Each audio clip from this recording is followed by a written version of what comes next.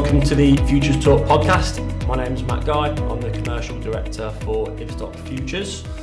Today I'm delighted to be joined by Jeremie Rombaut, who's our Managing Director for the Futures Division, and Trevor Barnett, who's our Business Development Manager. It's fantastic today to be joined by Mark Farmer. Mark is the lead advocate for MMC, so much so that I think in 2019 Mark was appointed the government champion for MMC, and that stems all the way back to pre and post the work that went into producing the Farmer report, I think in 2016. So just again, delighted to have Mark with us to give a bit of a brief overview of what Futures is. Futures is a division of Ibstock PLC, where our vision, if you like, is to enable the full potential of MMC. We have invested significantly in factories, products and systems to drive this, but we really welcome the opportunity to talk to some key influencers in this space, find key learnings and really find how we can help contribute to add the value in this space. So with that in mind, if I hand over to perhaps Jeremie first to give a bit of an overview. Well, thank you, Matt, and really delighted to have you, Mark, again here.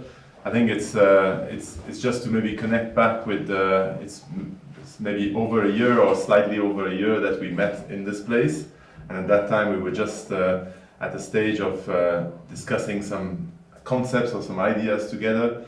We already had a belief that we should be going in this direction, but you confirmed those beliefs for us.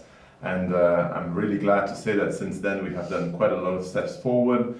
We have, as Matt was saying, invested quite heavily, including in a slips factory in Yorkshire, which is arriving to a first tranche being commissioned at the end of this year, and eventually the next tranche by the end of next year, which altogether should bring us 50 million slips in the market.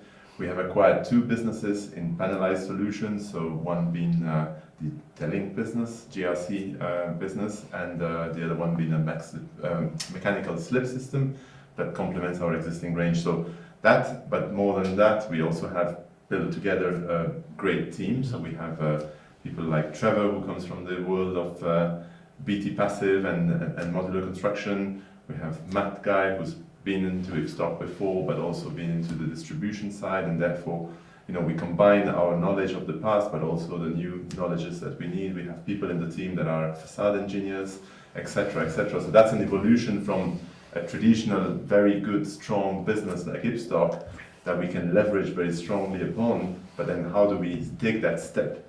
And I remember, just to leave it here, the discussions we had of that construction value chain between us, the upstream players, so erstwhile the Ibstock or the aggregates industries, and then the downstream contractors. And then there is this MMC and the modern methods of construction requiring a new way of doing things. Who will make that happen and who will invest in making that happen? And at that time we had this chat, and now here we are again. So very happy to hear your thoughts now and to see how this conversation shapes, but delighted to have you again with us. No, thank you, Jeremie, and thank you for inviting me to join you. And yes, I remember that conversation very well, and it's fantastic to see the work that Ibstock have continued since that point, and actually the tangible results of that in terms of the investments you've made, the product development that you've carried out, and the continuing vision to modernise and effectively revolutionise in some respects how you do things. I think for me, what's important, if you think about what's happened since we last saw each other, so there's a lot of challenges out there in the market at the moment, and the whole construction sector is going through a challenging time, and it would be very easy for businesses to think, let's switch off the idea of modernising and innovating, R&D, all of those things, because actually it's one of the first things sometimes that gets put on the back burner. Everyone thinks, actually, let's just go into survival mode. For me, that's absolutely not what people should be doing now, what businesses should be doing. That's why it's so good to see that Ibstock have continued that commitment to understanding that the industry's got a longer term issue, it has longer term problems that need resolving, and that actually, in some respects, needs boldness, it needs counter-cyclical thinking about actually preparing for when the industry recovery comes, and it will come. The fact that our industry goes up and down, it's cyclical, it will always come back, and actually we're likely to see, perhaps influenced by the politics of this country, because next year we're going to have a general election, and it's increasingly apparent that housing and possibly infrastructure in the broader sense is going to be a political battleground, where I would like to think the industry is going to benefit from that, because we could see an injection of demand, we could see lots of policy measures that mean that we're on that recovery phase again. But going back to why I talk about modern methods of construction so much and why I believe we need to change how we do things, the danger is if people don't start thinking differently about how we put things together, how we design, how we procure and how we build, we're going to be in even more difficulties in a year or two's time. So yeah, it's really refreshing to see the fact that Ibstock have continued that commitment to modernisation. But I've always tried to advocate modern methods of construction as being a variety of different approaches. Lots of people continue to think it's all about volumetric modular category 1, as it's known. But your organisation and your product development and your approach is a clear example of the fact that there's a lot more to it, and your particular products and systems are falling mostly category 5 and 6 in terms of how I would define it under the definition framework. So your panelisation, your tailings investment, your split slips investments are all about trying to drive productivity in a more hybrid approach to how we build buildings, which is in some respects potentially where most of the activity is going to be in our industry. It's going to be less in the big bang, high levels of pre-manufactured value. It's going to be more in that middle space of actually buildings that are just going to be put together in a slightly different way. The way in which facades are built, how much is pre-manufactured, how much is done on site, whether it's a panel or a slip, is going to increasingly be where the main thrust of changing our industry productivity is going to be. And so it's great to see that you guys are right in that zone of trying to lead change, and we need leaders. So yeah. I think it's a key point, isn't it, when you said about the timing at the moment. I mean, we've thought quite in depth about how we add that value and support from a design, from a technical space as well, so that it doesn't become the unknown, it doesn't become the default to go back to traditional when everything suggests that we should be looking at MMC. And I think, it's something that we've thought very carefully about what we can add to that cycle to support and drive that. It's important as leading manufacturers to be able to do that. Yeah, and as I say, I think it is refreshing to hear that approach being taken. It is about leadership. Leadership needs, you need to be bold. You need to perhaps sometimes go out in front where others are retrenching and going backwards, and actually to say, no, actually this is the right thing to do. It is about the sustainability of your business. It is about future-proofing your business. Because the one thing where your business in particular has a particular challenge is you're working in a world where your products have to then be have value added to them, which is highly labour intensive on the construction side. And we're in a phase of the industry where that labour intensity on site, and particularly in masonry actually, is increasingly becoming under pressure. So to think about how you take person hours out of the on-site activities is going to be increasingly crucial. And it's interesting in the cycle we've just gone through, and just prior to us hitting this current sort of slight downturn, it was the first time I've really started to see the major house builders, major tier 1 contractors suddenly start to realise that actually we just physically cannot get the labour force that we need to do our jobs. And it was the last up to sort of the latter part of last year, the previous 12 months before that, I was starting to see real examples of where, without it being prompted by the client or even the client's advisors, either the house builder, supply chain, or the contractor was saying, actually, we need to take this off-site. We need to do that bit of the job in the factory. We need to reduce the labour intensity. We need to move from that traditional approach to this, purely because they were responding to what is becoming an increasing concern that the peak labour intensity, or particularly on some of the bigger sites, was becoming so great that you couldn't actually physically get the production that's required. And what that's going to do is going to change the commercial equation as well. So the pricing of your products in terms of material versus site labour. That balance is going to change. It was already shifting in the last cycle, but huge elements of labour inflation and wage inflation means actually the balance of taking a manufacturing overhead and using manufactured products like you're starting to bring to market, all of a sudden means it's competitive. It means it actually is in the mix with more traditional approaches where it's historically been cheaper to do, but actually you now have more equilibrium in the pricing. You can do it quicker on site, so you have a benefit there. And probably, one of the key things that keeps getting missed is that the quality of the work gets assured better because it's manufacturing rather than site-based construction. Yeah, and I think as Jeremie said, I've worked for pretty much a decade in our core brick business, and I think one of the strengths we've got of having such a heritage in the brick and the concrete world is we've got great relationships with these key customers that all are now engaging in discussions around, as you say, the benefits, the big picture. And I think our role in this is trying to educate and show how at that specific project level, how they stay on that critical path to deliver those savings, if you like, in the big picture, be it time, be it no wet trades on site, whatever it may be. We are entering into those discussions now. It feels like we need to be driving that to really give that confidence. Yeah, and I think this is about re-educating the industry in some respects. So whenever you bring forward a new product or a new system, there's always going to be an element of reticence from designers, contractors, people elsewhere in the value chain as to how can I realise the benefit from that. So you have a sort of because that's why you derive the products you have.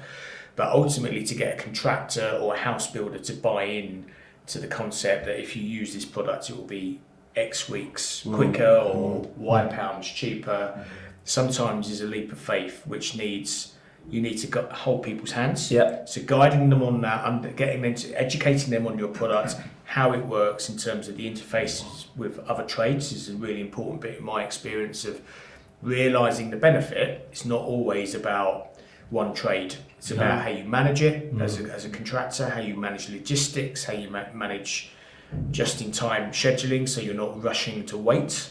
So everything else is coming in, so you can maintain a critical path benefit. You can get to watertight in a way that actually then drives a benefit for the project. So much of that is actually about getting site managers, construction, logistics managers in the room to understand how it works, and also to get QSs on the cost side to understand actually the cost impact is more than just how much per square metre. Exactly. It's the time, it's the defect risk, it's the prelims, it's everything else. So that education is really important. Yeah, and I think another huge driver has got to be sustainability as well. Yeah, absolutely. And I think certainly the products and the businesses that we've invested in, that's a big part of our value proposition that I think needs to be another consideration that again we need to lead that in terms of discussions with our customers who have all got their own sustainability targets to achieve by 2030, 2040. I mean, Ibstock, as a principle, we've committed to be net zero by 2040, which is a bold statement. And again, I'm confident that we've got a suite of products here and trying to build the kind of team and infrastructure around it should really help customers stay on that path as well. Yeah, it's crucial. And the whole ESG-led approach to private investment, combined with the government's increasing regulation of the carbon agenda, those two things are one's a sort of government policy-led dynamic, the other is actually just coming from the money that's increasingly funding what we build, is starting to really dictate what's acceptable and what's not. In policy terms, it's starting mostly with operational carbon, so it's about building performance, it's about fabric energy efficiency, it's about the quality of the envelope relative to U values, air tightness, cold bridge, all of that. But increasingly, it's going to become about embodied carbon. Yeah. It's going to be about the materiality of the schemes. It's going to be about how you decarbonise your manufacturing and production process, how you can demonstrate that, how you can have less waste in the process, because all of that's got a carbon footprint. Because whether it is a house builder that's got shareholders that are big institutions that have ESG targets, or whether it's the institutions themselves doing build to rent, fund direct delivery, or whatever. Actually, that sustainability agenda is going to be. It's not going away. I think there's been a little bit of a concern that maybe with the current government that there might be some oscillation. There has been to an extent, but in construction, I'm fairly certain that we're on a direction of travel now, which means that decarbonising whole life carbon, so both embodied carbon in the build and the downstream operational carbon, is we have to do it, and we will be requested to do it through policy or investment conditioning. Yeah. So it's the right thing to do, and it's important for the sectors that have more carbon intensity to address that as being a sort of a really valid challenge around do you know what, we can do it, we can do it a different way, and we can green the production process, and we can reduce waste and improve our credentials without having to completely shift the materials that we use. Yeah. And I think in this is a very good example. If we take our GRC business, so we consciously invested in that business, we are guided by two trends in futures. One is how do we increase productivity, so that's the MMC logic, and the other one is sustainability. So how do we get greener versions than what exists? And for example, GRC as a panel is almost 1/3 of any other solution, whether it's traditional hand laid or whether it's precast. And it's almost like 40% the weight of a traditional. So there is the embodied carbon in the product itself on the square meter basis. There is the load on the structure, which gets heavily reduced. And again, all these benefits are interlinked. For example, now everybody's talking about the second staircase in buildings. Mm-hmm. We've been discussing with some companies that have issues with that, because then they have to reapply for planning, because all of a sudden the floor space is not making the project viable anymore. Yeah. So we have gone into discussions where reducing the load on the foundations through a reduction of load on facades, for example, can allow you to maybe build 2 floors or 3 floors more on the same foundations. So again, there is economic value, there is productivity, and there is sustainability. So again, you're absolutely right to say that cost cannot be just a narrow view of how much is this a square meter versus how much is this. We have to add to this what's the productivity gains, therefore the time saving that you get out of this, and what's the overall other costs that are linked to this. If let's say you build, lighter, you build less foundations. We'd like to still prove it by data, but we would like to say that come to us early and you'll get your facade for free. And the reason we say that is because we believe, and we are working on proving it by data, that if you come and speak to us early, you will design your foundations very differently, you will save that much time, that actually the cost of your facade will already be offset from those elements. And it's those kind of equations and assessments that are going to increasingly be important, and it's going to be more than just, as you say, X square meters or Y meters at a rate. It's going to be about consequential knock-ons. Mm-hmm. So it is about understanding how you're more efficient in the materiality of schemes, and we've seen it at its most extreme, where the idea of embodied carbon is starting to now dictate planning permissions. And the idea of actually people aren't getting planning permissions if they can retain the building. Yeah. So if at its most extreme, it's actually a challenge as to whether you knock a building down. Mm-hmm. But if you do knock a building down, there's going to be an increasing need to show that you're optimising the material content for every square metre that you deliver as functional space. Mm-hmm. So everything you can do in sharpening that up, in reducing the materiality, starting in the ground, so foundation load, the dead load of a structure is where it all begins, and then the consequential knock-ons to that around, can you get a better configuration of your wall thickness, so it's reduced? Can you actually optimise your floor to ceiling heights in such a way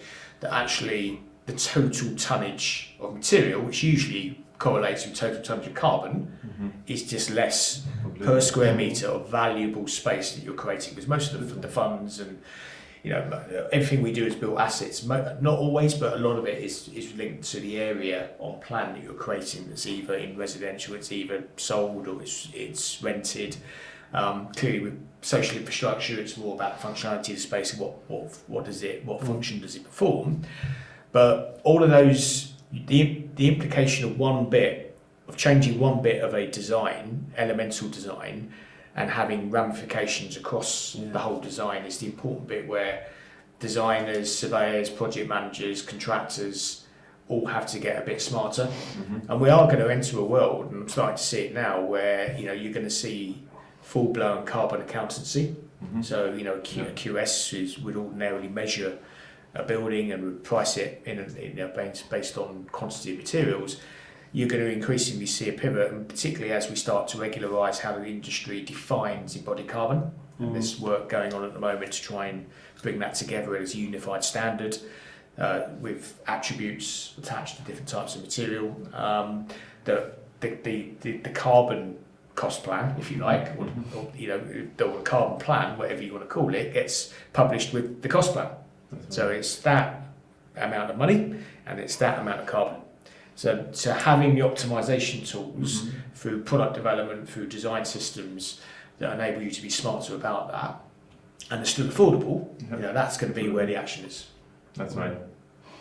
It's interesting, we touched on the kind of new build or build to rent type market, but what are your thoughts on there's obviously a lot of kind of retrofit legacy type work out there as well that needs attention, shall we say? What are your thoughts in that space? Yeah, so we're probably going through one of the most volatile periods of real estate redefinition, correction that we've seen for a long time. So it started with retail and the whole move away from bricks to clicks and online retail, and that's led to a lot of redundant retail space out in the market. And now post-COVID, we're seeing that start to spread in a very quick way to commercial real estate, so offices, corporate occupied space, where the demand for square footage is reducing, the types of property that people want to occupy as offices is changing in different places.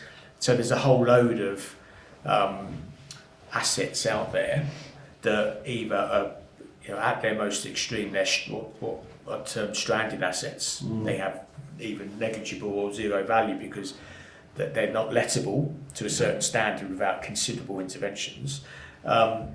Or they need a lot of capex improvement to them to bring them up to speed and make them investable. And in many instances, this becomes a debate as to whether you do a conversion from one asset class to another. So hence we're in a world where the whole idea of change of use is increasingly relevant. It's relevant to what we were talking about in terms of carbon efficiency as well, because if you have an office building that can be remodelled or repurposed for residential, for instance, then you may be able to reuse the frame. You may be able to remodel it in such a way that you can use structure and foundations that are already there, but in a smart way that means you don't have to demolish it. But it invariably will bring into play a whole debate about renewing the cladding in the external wall system, including the fenestration. It will bring into play obviously the whole fit out, the interior fit out needs to be modified. And you need to again bring in different skills, because a lot of the design and surveying and project management industry have virtually the vast majority of what they've always done has been new build. And I think as we move into this world more thinking about conservation of built assets and repurposing of built assets driven by some of this surplus office space, some of the carbon imperative to reduce, just demolishing everything and starting again, I think construction teams are going to have to get smarter. They're going to have to learn new skills about repurposing buildings, remodelling buildings. Those companies that can think ahead and actually see an opportunity to systemise some of that, so to come up with, I know it's difficult with existing buildings because everyone's unique, but actually there are ways to think about retrofit in a systemised way where it can be mass customisable. You have an approach to recladding a building or to fitting out an existing structure that doesn't have to be everything starting from scratch. You pod or you panel or you pre-manufacture elements of what you're doing so that it speeds it up. And that I think is going to be an increasingly large part of the real estate market. I mean, you're going to see a lot of switches in real estate patterns in investment. You're going to see a lot of the stranded asset type scenarios that I've outlined. And ultimately, if you think about the kind of buildings we need, the one sector that seems to be most resilient, albeit it may not feel like it at the moment, it's going to be housing. It's going to be residential. So the desire for apartments and houses is fundamentally underpinned by a lack of supply in this country. So you've got to expect that that's where a lot of the action is going to be. Modern methods of construction require modern methods of delivery, and what I'm sort of seeing now is we've got the modern methods, but are we delivering in a modern way? And I know you've mentioned that time and time again, where we're using new methodology with old contractual systems, and it seems to be not marrying up to the best outcome, and linking that in with your PMV value and where that sort of sits. Yeah, it's a key point. When I first wrote my review back in 2016, I was quite deliberate in focusing on the physical method on site, because I thought, well, actually, to change people's thinking, it has to start with the obvious manifestation of what you see on a construction site, and the fact that we just have a productivity crisis. We need to start doing more in factory environments. We have to get just to shift that pre-manufactured value needle, if you like, slightly to the right. But you're absolutely right. Now we're in a world where that people starting to realise that. We now have hit the related issue, which is, well, to make MMC work, you need to think about how you design and procure it in a different way. Otherwise, there's a neck on the funnel, which doesn't make it scalable. So, and I think that's that maturity of the market, and sort of recognising that we need to be doing more productive construction. We need to be using factory work more. Getting that landed was a really important first step. We now do need to have an important discussion about how we drive the design process. DFMA, design for manufacturing assembly, is an important terminology to use here. So designers, architects and engineers, services engineers have to, again, going back to this point about re-education, they need to think about how they design for productivity. And designing for productivity means thinking about different product types, different systems, hybrid construction, where some of it might be traditional, some of it might be pre-manufactured. And in turn, the QSs need to really understand the cost of that. Going back to the discussion we just had about not just pricing how much square meters there are, what is the implication of doing it quicker? What does that mean around making the job more efficient, around the time-related costs? What does it mean around reducing temporary works? What does it mean around improving logistics? What does it mean around reducing waste or defects risk? All of those things have commercial implications around either price or risk. So QSs need to get smarter about that. Contractors clearly have to think about the benefits of de-risking their delivery. So where they're tier one contractors, owning a lump sum contract maybe, that has become a high risk thing nowadays. And there's been evidenced in recent times that holding risk is a bigger issue than it has ever been. So de-risking lump sum contracting means less interfaces, it means less people on site, it means less chances of things going wrong. So that leads you to the need to challenge some accepted ways in which we procure, which culturally doesn't sit well with many people in our industry. Our industry is dominated by people that think, well, we design something over here in isolation, and then we cost it, and then we procure it out to a tendered list of organisations. And the two things don't go together. It's a sequential process where in reality, increasingly, we're going to have to see an integration of design, procurement, manufacturing expertise, construction expertise coming together. But obviously the end client has to get comfortable that they're going to get value. Because I see it from both sides. I run a project and cost management business, so I see both sides of this. I see a desire and need to integrate more, to have more grown-up procurement, more collaborative procurement techniques. But I also understand the reticence on the part of my clients of thinking, well, that just means I'm going to get exploited. Everyone's going to think it's an open checkbook. So there's a really important bit about how client advisors, including my world of projects and cost management, can demonstrate the ability to benchmark. To be able to say, no, actually, we can assure you that without having to go out to a big list of tenderers, that this is market competitive. You're choosing on value and certainty rather than lowest price, which is the big thing that we always go wrong on. So that point about modern methods of delivery is absolutely relevant as well. We have to look at the whole package. Yeah, for sure. So, I mean, if you look at the current category 1 market, it seems to be really struggling. What's your thoughts on that in terms of the big investment of 300 million with the Ilcombs and it failing? What do you think the fundamental cause of that? I think, to be honest, it's completely linked to the downturn that we're currently experiencing. So what's happened there is an immature business, immature sector in terms of whole volumetric, high PMV manufacturing, has landed into a market that if you're going to make something like that work, you need an upward market. You need it's difficult enough in a good market to land a new way of manufacturing, but when you have any form of downturn, it becomes exponentially harder. And what's happened there is, unfortunately, immature businesses that hadn't hit maturity, hadn't built their pipelines, had not, they've invested a lot but haven't got to the point of enough throughput to actually start becoming a sustainable business, is suddenly hit by big slide in demand.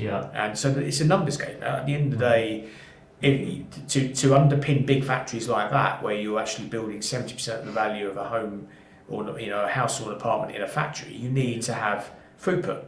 If you haven't got throughput, you're dead in the water. And there is a parallel to the more traditional brick industry that you work in, where if you have a downturn, it's painful.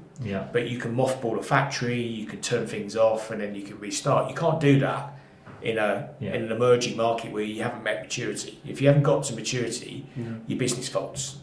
So I think there's some lessons to be learned from that, and I think for me, it doesn't mean the category 1 market is dead. I think there's some big questions over how it's going to move forward around what size businesses are sustainable.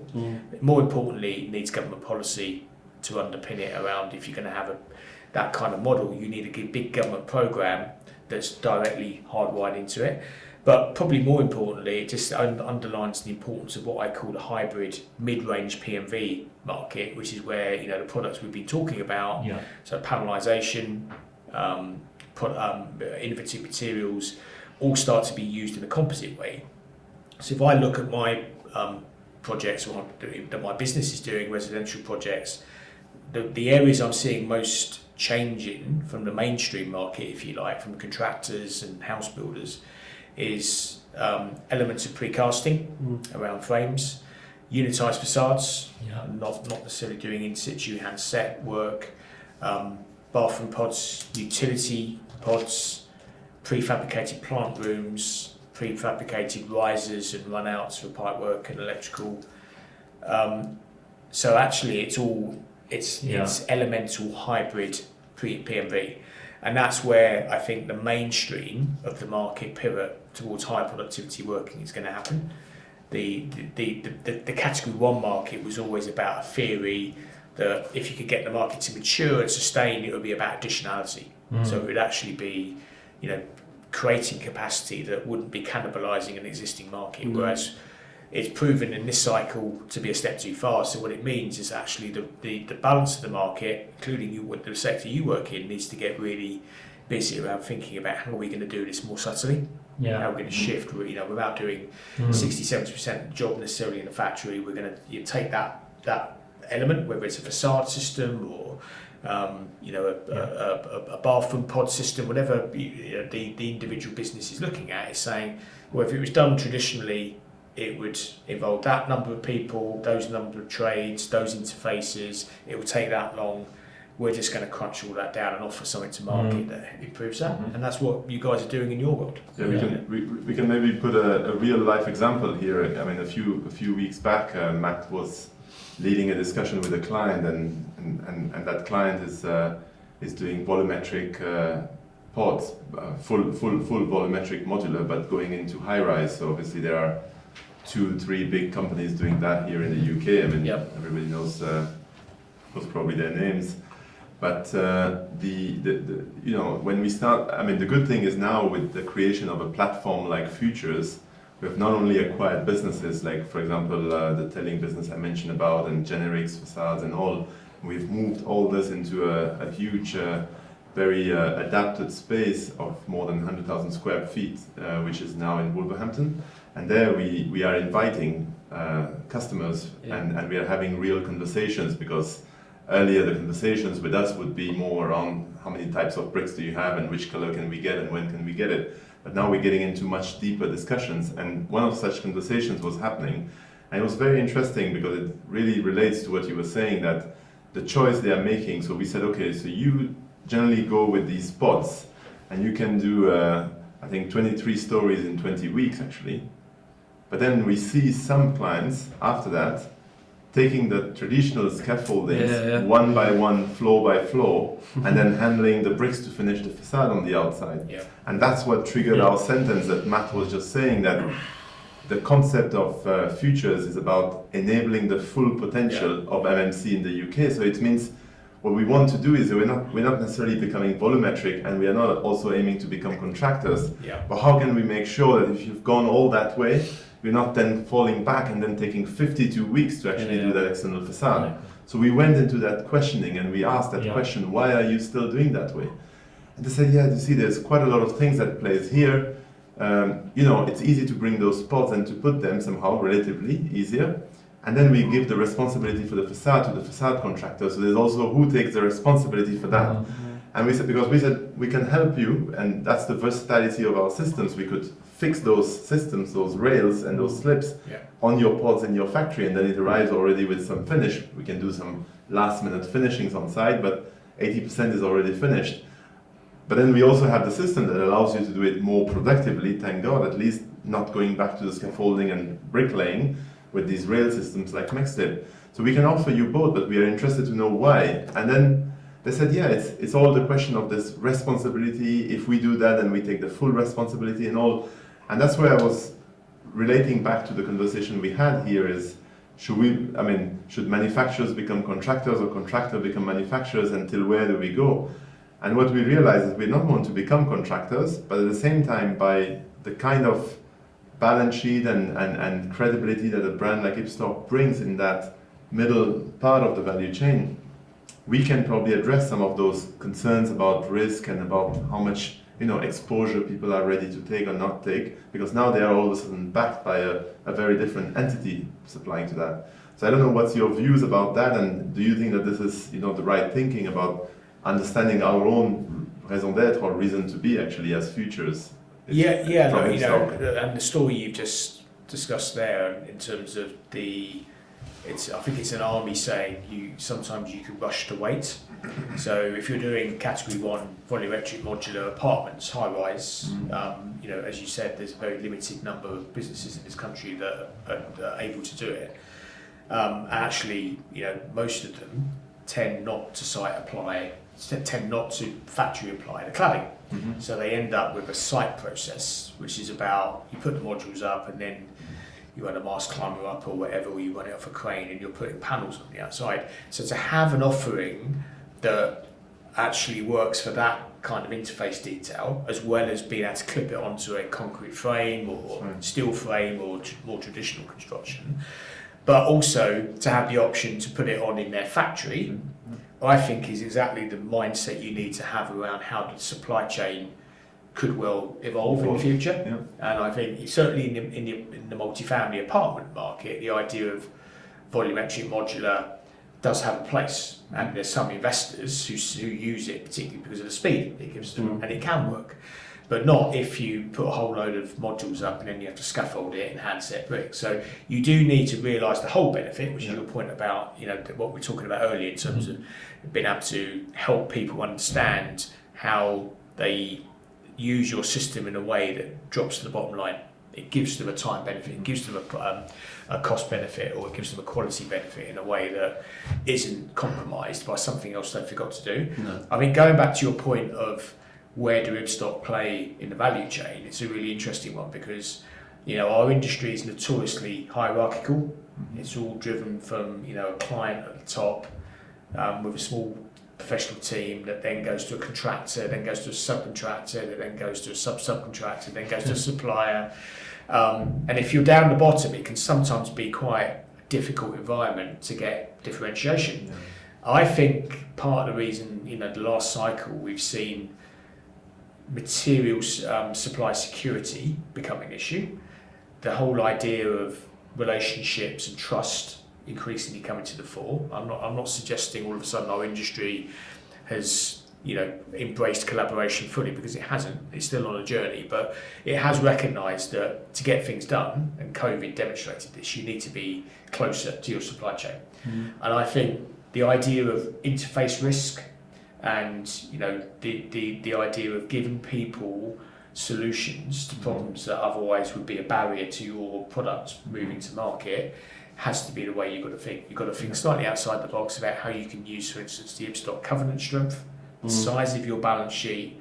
You're bigger than many of the people that you're supplying to, and that they're supplying to in turn in many respects. So that is something that you should use to positive advantage in an inventive way that takes you further up the value chain, but it enables it to be done through innovation in the solution, the de-risking you can offer. Whether that is, you don't, as you say, you don't necessarily want to be a contractor, but you might have partnerships with pre-approved teams that know your product, can put it in place, and you can wrap a composite, or you can, I don't know, there could be some kind of insurance guarantee offer that you make that just gives contractors and clients more comfort around interface risk.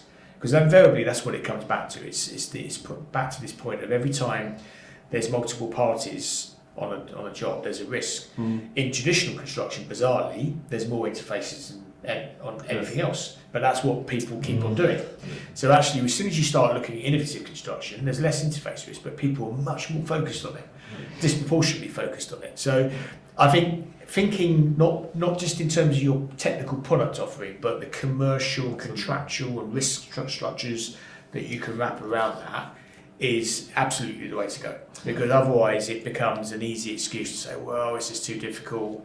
I get your product, I get the technical performance, I get what it does, but actually I just can't procure it in the right way. Such valuable points, and I think the other key requirement I think I've learnt in recent months is that need to be involved, I guess, at an early stage, that design and that sort of technical stage. And as Jeremie said, we've got within the Futures operation, we've got structural engineers, we've got architects, we've got design advisors, and I think post-COVID, it's been quite apparent that it's we needed to rethink and reevaluate how we engage with the key decision makers at that early concept stage, so we can sort of influence, I guess, or propose solutions. One of the things we've done is invested in some digital technology called Flow. So again, the whole hybrid working element of being able to access architect specifiers in their time, at their convenience, something we've really thought carefully about, because I think interesting to hear your thoughts, but the Building Safety Act I think will only add to that need to be influencing and supporting and driving that consultative approach at an early stage. Yeah, I think as with all things in our industry, it tends to be regulation that's the thing that really drives progress. When the industry is forced to do something, it doesn't have a choice and it does it. Whereas everything else, if it's discretionary, if it's a nice sort of call to arms, as we talked about earlier, it's probably, some people will react, but most people would say, well, I'll just carry on as I am. So the Building Safety Act and the golden thread requirements, the gateways 1, 2 and 3, the related competency requirements of the installers is going to increasingly become mission critical in terms of how you deliver your schemes. And I know, obviously everything's still emerging a bit in terms of everyone's learning as they go what it really means. But I know I've got, lots of our clients are concerned about the deliverability implications, lots of concern about how long. There's an issue about project development timelines. So to have solutions that address risk, de-risk effectively, they better assure an outcome because they have less people involved in putting things together on site. They have pre-assured, pre-approved products that you're able to get, all the testing certificates and everything sorted up front has got to be a benefit. And I think, in some respects, the Building Safety Act is a big proxy. It's a bit of a Trojan horse for modernising the industry. I think if I was to pick out two things that are going to drive changes in the way we physically build, it will be building safety and it will be decarbonisation. The one thing in the background, which is not so much regulated, those two have got elements of regulation that are already driving the agenda. The other bit in the background that's a bit more insidious, but is, as I think I said earlier, is starting to really rear its head, is just the fact that we do not have enough people. So labour scarcity is the third dimension, albeit that's not regulated, that's just something people are having to deal with. But as labour scarcity, it will ebb and flow, and you will be able to get bricklayers again at the moment because there's less work about, but when we go back into recovery mode, there's going to be even less workers. If you then overlay the fact that competency is going to become an increasingly common feature of the trades that are allowed to do work on site, that means actually physically there could be a situation where the number of bricklayers you have or block layers you have out at the moment might be reduced by the fact that some of them aren't deemed to be competent. And that's quite, it's a big bold statement, but the reality is, I suspect, there's a big interface between bricklayers and fire barriers, for instance, and when you're looking at composite construction. So it's going to become an issue. So how you come up with systems that play to that challenge, how they overcome that challenge through wall construction, through de-risking interfaces, through reducing labour intensity, is going to absolutely be a route to easier compliance with the Building Safety Act, but it's also going to address the labour productivity or lack of labour issues. It's going to probably mean better energy performance and improved embodied carbon performance. So it comes back to, it's like a holy trinity, if you like, of things that are impacted by through modernising the products and offerings that you bring to market. Fantastic. So, we've mentioned category 1 of MMC. What do you think of category 2 in comparison, and how successful or not successful that is? Yeah, so I think the category 2 market probably starts from a slightly different position, and it's actually quite mature in this industry, in this country, because it does include, whether you would say it's modern or not, it does include the likes of timber frame. Yeah. So timber frame is it's a category 2 system. Even open panel, simple timber framing is the start line, if you like. It's the most basic form of category 2, and that's delivered probably in 20-25% of all homes in this country, single family homes. Yeah. So it's there. I think you're going to see more of it. I think the house builders are pushing quite hard on timber framing as being their jump off point towards the future home standard. So the future home standard is driving the fabric energy efficiency. Still a debate as to what the contender specification is going to be that they select, but it's quite clear in my conversations with the big volume house builders is they recognise that the scalability of building brick block cavity walls in the recovery period when the market comes back to the new future home standard is firstly going to involve walls so thick, really impacting on net saleable space, but also more risk of performance failure. So what that's driving is increased consideration of composite hybrid wall construction. So it will be about how you do a timber framing and leaf with a panelised wall construction as being the next evolution. You'll still see traditional brick construction happening for a large proportion, but I think increasingly, and I've seen some of this in the R&D work that some of the house builders are looking at, they're looking at panelisation. Yeah. They want to replicate the facade because brick is, it's an accepted aesthetic in this country. So they do want to look at how you either slip or how you do precast panels with effectively a brick equivalent or bricks applied to a backing, because actually it's the format size that they see as directly proportional to failure of performance. Yeah. Because air tightness and stuff like that is becoming a really important consideration, as well as the ability to deliver high performance through wall construction. Yeah. And that's even in single family housing. That's not yet before you even get into highly complex apartment buildings. So the Cat 2 market and the load bearing panelised market, I think is going to grow. It's going to be driven mostly, I would suspect, through the future home standard requirement. And it'll be interesting to see whether that extends to light gauge steel. You see some of the steel systems coming through, which we are seeing to an extent of what we work on. Probably more prevalent things like student accommodation and the like at the moment. But I think it will evolve more. You're seeing it for mid-rise apartments. So that, there's a sweet spot where light gauge cold rolled steel has a potential role for panelised structures and for category 1 actually. So I just think, you're going to see more of a mix of not just panelisation, but more materials being used in different configurations, and all of that's relevant for the interface details that you have to design for and how you offer your products. Yeah, it's really interesting that, because, like you said earlier, that most people think, MMC is just volumetric, right? And when you look at the category 2 market in terms of panelised, it's quite a very buoyant market. Yep. So really interesting. Yeah, I think, and as I say, certainly in residential, the house building sector is driving that much more than it has with the category 1 market, because it sees, this is where the interesting thing about the house building business model comes into play, because you've got this bizarre situation where in some respects the speed that MMC can give you is not necessarily wanted by certain house builders, because they want to be able to deliver at a rate aligned to their rate of sale.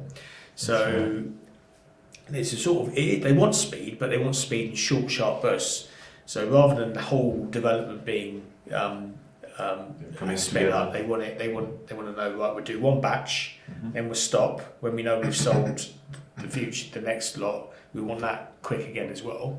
So, and that separation between long-term continuous flow of manufacturing production is not always easy to map out. But and again, that's where your approach to how you offer solutions, the sort of the manufacturing process and that stop-start thing, when you aggregate it across all your clients, is an important bit of making sure that you respect your end clients' business drivers. Don't try and force something onto someone that they don't want. When it comes to rental residential, it's a different proposition. They just want it quick. They want it quick so they can get income. So it's an easier sell. But when it's the private for sale volume house building market, they just want it's a stop-start model. Yeah. I think from a contractor's point of view as well, in terms of being able to try and add that value our end to enable them to deliver quicker, would mean in principle they can tender for more projects, carry out more projects. I think it's that whole, like you say, cycle of where is that value and how can we deliver it, how can we achieve it. Yeah, it's definitely about, it comes back to the productivity imperative of giving people more bandwidth. Just need to be able to do more with constrained resource. So coming up with ways of delivering that are just less labour intensive, and the labour intensity, to be honest, starts in the professions. We haven't just got a problem with bricklayers, we've got a problem with not enough QSs, construction managers, you name it. We have a shortage of people, good people. So actually anything that's more efficient as an end-to-end development process it's got to be a good thing for the industry. And that's where, again, I think there are 3 dimensions here. One is the mindset of the contractors, those who are actually building, evolving, or the clients associated with that. The second thing is somebody had to really put a reliable and scalable kind of manufacturing facility or approach, the industrial delivery side of it. And then there's this whole DFMA designing and procuring kind of approach.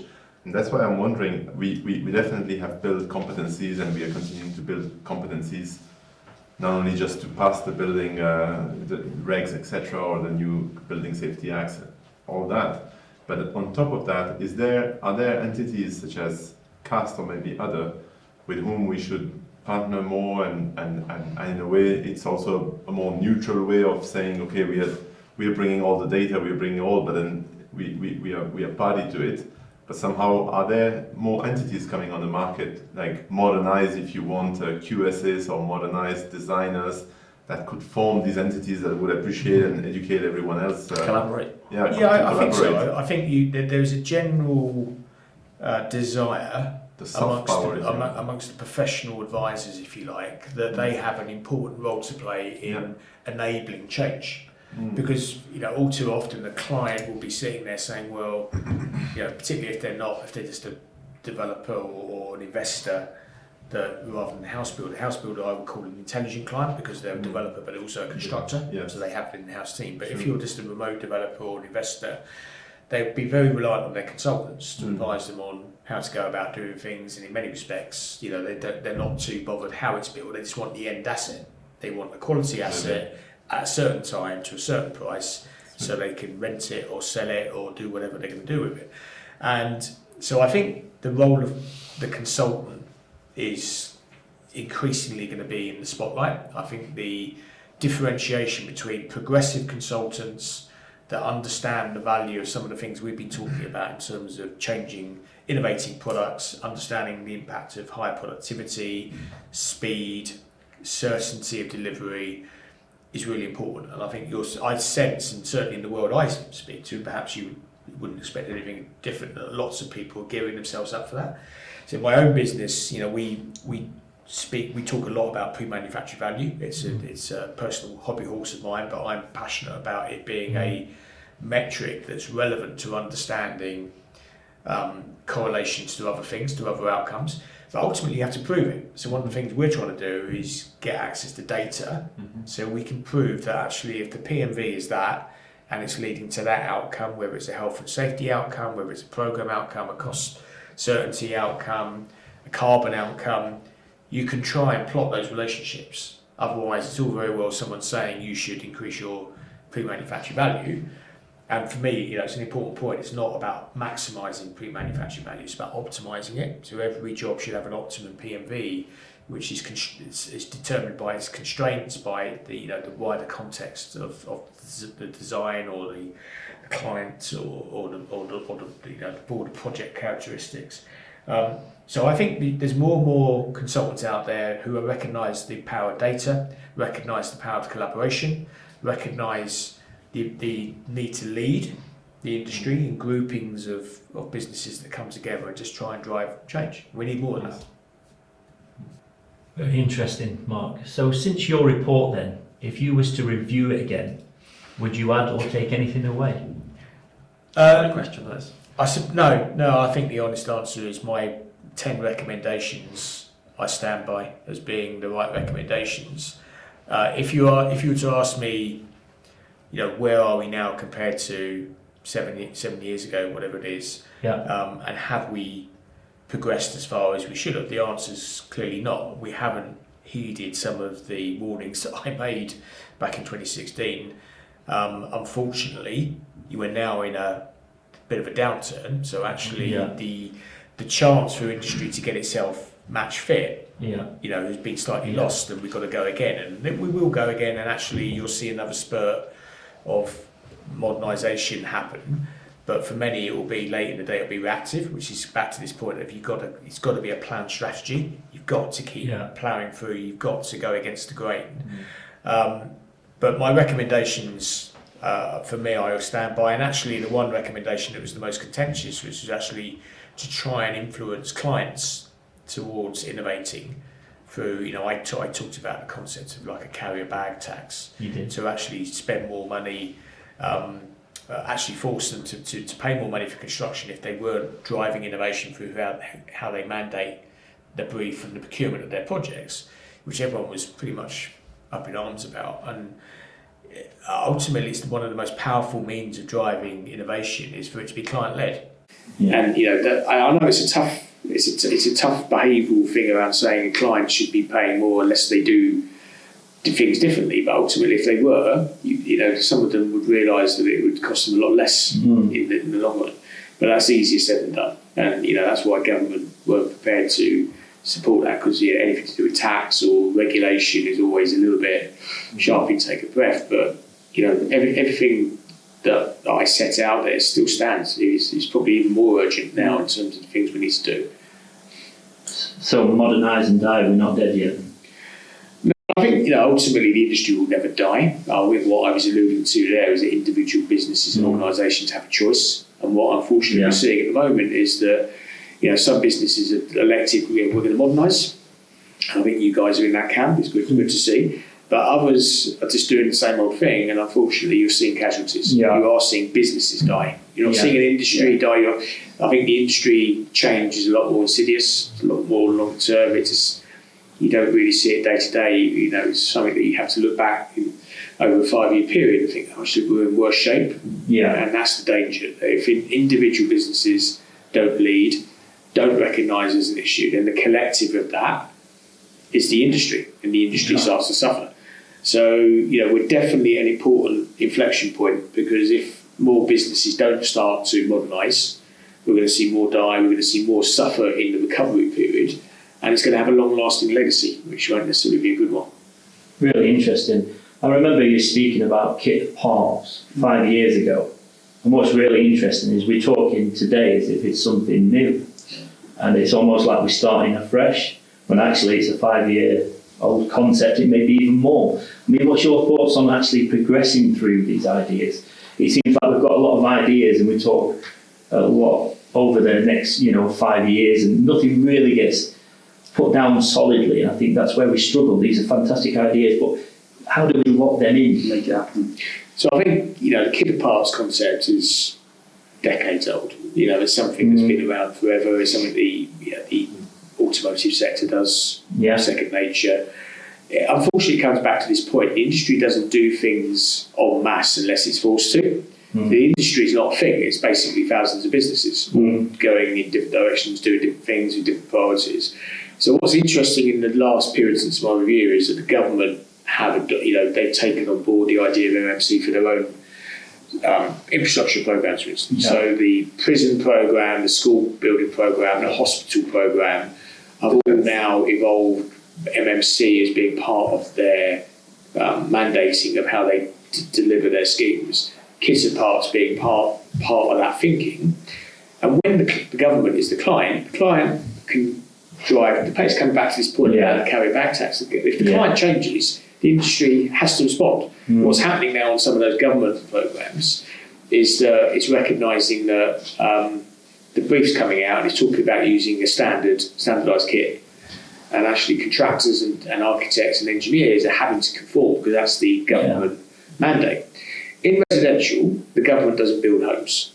So what we have is this constant problem with the fact all of the delivery in this country for housing is either private developers, house builders, institutions, or it's housing associations that are sort of a bit of a hybrid, but ultimately are not, they can be used as an instrument of government policy, but not 100%, because it's not quite as easy as building a school or hospital.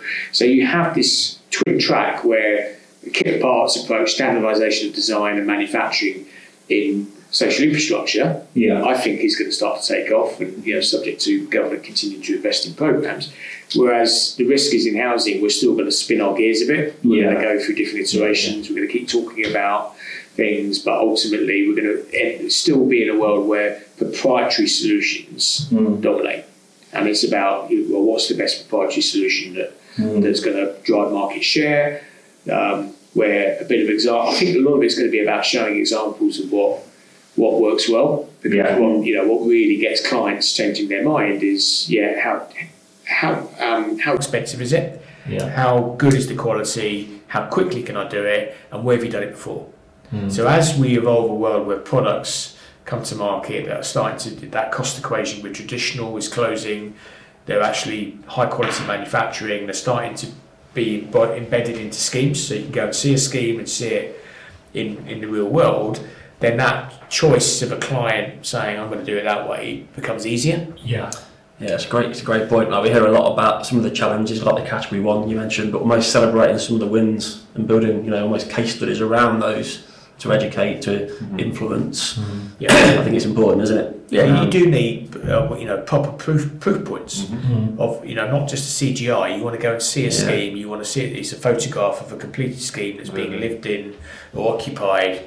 It's high quality. You've got the occupier or the landlord raving about it, and also not just the end outcome. You want to capture the process along the way. Almost like time-lapse cameras as well. Yeah, all of that. It's interesting, your analogy within the carrier bag tax and putting that over, and I think that's similar, and it's all about synergy within different sectors. And the mortgage sector is sort of looking at green mortgages, and they're looking, to put the interest rates higher or APR, should I say, higher if your property is below a C on the EPC rating.